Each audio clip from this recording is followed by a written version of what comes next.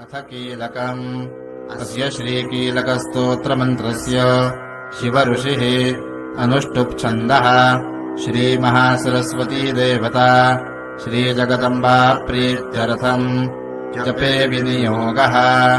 ॐ नमश्चण्डिकायै। ॐ मार्कण्डेय उवाच विशुद्धज्ञानदेहाय त्रिवेदी दिव्यचक्षुषे श्रेयः प्राप्तिनिमित्ताय नमः सोमार्थधारिणे। सर्वमेतत् विनायस्तु मन्त्राणामपि कीलकम्। सोऽपि क्षेममवाप्नोति सततम् जाप्य तत्परः। सिद्ध्यन्युच्चाटनादीनि वस्तूनि सकलान्यपि एतेन स्तुवता नित्यम् स्तोत्रमात्रेण सिद्ध्यति। न मन्त्रो न औषधम् तत्र न किञ्चिदपि विद्यते विना जाप्येन सिद्ध्येत सर्वमुच्चाटनादिकम्। समकराण्यपि सिद्ध्यन्ति लोकशङ्कामिमाहरः। कृत्वा निमन्त्रयामास सर्वमेवमिदम् शुभम्। स्तोत्रम् वै चण्डिकायास्तु तच्च गुह्यम् चकारसः। समाप्तिर्न च पुण्यस्य तायथावन्नियन्त्रणाम्। सोऽपि क्षेममवाप्नोति सर्वमेव न संशयः। कृष्णायाम् वा चतुर्दश्यामष्टम्याम् वा समाहितः ददाति प्रतिगृह्णाति नान्यथैषा प्रसीदति। इत्थम् रूपेण कीलेन महादेवेन कीलितम्। यो निष्कीलाम् विधायैनान् नित्यम् जपति सुस्फुटम्। ससिद्धः सगणः सोऽपि गन्धर्वो जायते वने। न चैवाप्यटतस्तस्य भयम् क्वापि हि जायते। नापमृत्युवशम् याति मृतो मोक्षमवाप्नुयात्।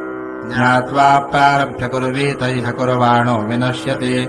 ततो ज्ञात्वैव सम्पन्नमिदम् प्रारभ्यते बुधैः। सौभाग्यादिच यत्किञ्चित् दृश्यते ललनाजने तत्सर्वम् तत्प्रसादेन तेन चाप्यविदौ शुभम्। शनैस्तु जप्यमानेऽस्मिन् स्तोत्रे सम्पत्तिरुच्चकैः।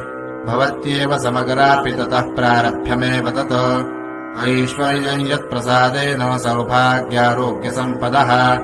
शत्रुहानिः परो मोक्षस्तूयते सा न किञ्चनैः। भगवत्याः कीलकस्तोत्रम्। ध्यानम्। खड्गम् च करगदेषु चापपरिघान् शूलम् भुषुण्डीम् शिरः। शङ्खौ सन्धदतीम् करैस्त्रिनयनाौ सर्वाङ्गभूषावृताम्।